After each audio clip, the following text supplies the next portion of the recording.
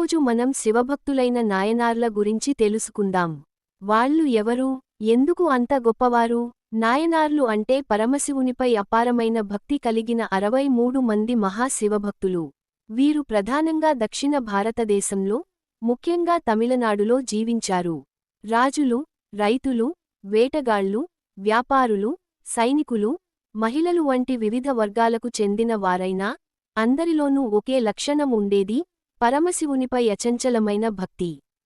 తమ జీవితాలను శివసేవకు అంకితం చేసి, భక్తి, త్యాగం, వినయం, ధర్మానికి ఆదర్శంగా నిలిచారు.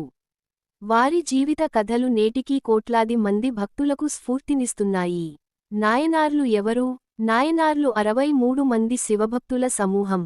వీరి జీవిత చరిత్రలు తమిళ భక్తి సాహిత్యంలో ఎంతో ప్రసిద్ధి పొందాయి. వీరు నివసించిన ప్రాంతాలు ఎక్కువగా తమిళనాడులోని వివిధ పట్టణాలు మరియు గ్రామాలు. ప్రతి నాయనార్ జీవితంలో ఒక ప్రత్యేకమైన భక్తి సంఘటన ఉంది. ఆ సంఘటనల ద్వారా వారు పరమశివుని అనుగ్రహాన్ని పొందారు. ఈ శ్రేణిలో మనం ఒక్కో నాయనార్ గురించి తెలుసుకుంటాం. వారు ఎలా శివభక్తులయ్యారు? వారి జీవితంలో జరిగిన అద్భుత సంఘటనలు ఏమిటి? శివుడు వారికి ఎలా అనుగ్రహం ప్రసాదించాడు? వంటి విశేషాలను తెలుసుకుందాం.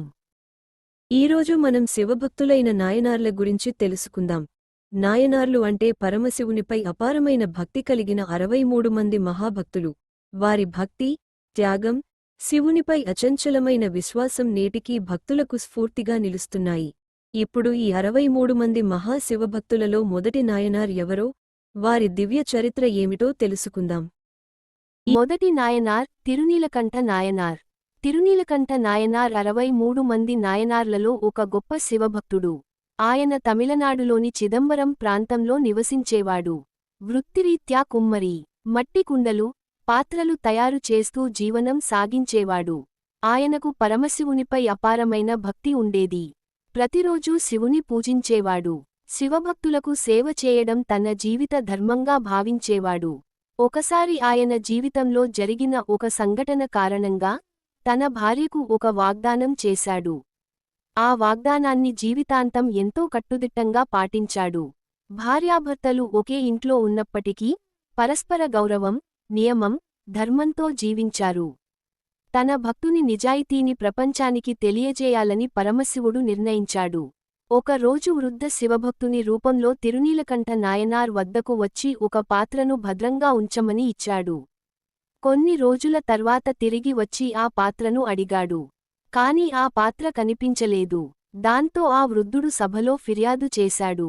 తన నిర్దోషిత్వాన్ని నిరూపించుకోవడానికి తిరునీలకంఠ నాయనార్ తన భార్యతో కలిసి పవిత్ర జలాశయంలో ప్రమాణం చేయవలసి వచ్చింది. వారు భక్తితో శివుని స్మరిస్తూ జలాశయంలో దిగగానే అద్భుతం జరిగింది. వృద్ధాప్యంలో ఉన్న ఆ దంపతులు యువకులుగా మారిపోయారు. అప్పుడే ఆ వృద్ధుడు పరమశివుడిగా ప్రత్యక్షమై, వారి భక్తి, నిజాయితీ, నియమనిష్టలకు సంతోషించి ఆశీర్వదించాడు. అనంతరం వారికి శివలోక ప్రాప్తి కలిగింది. ఈ కథ మనకు చెప్పే సందేశం: భక్తి, నిజాయితీ, వాగ్దానపాలన, ధర్మం ఉంటే భగవంతుని అనుగ్రహం తప్పకుండా. మొదటి నాయనార్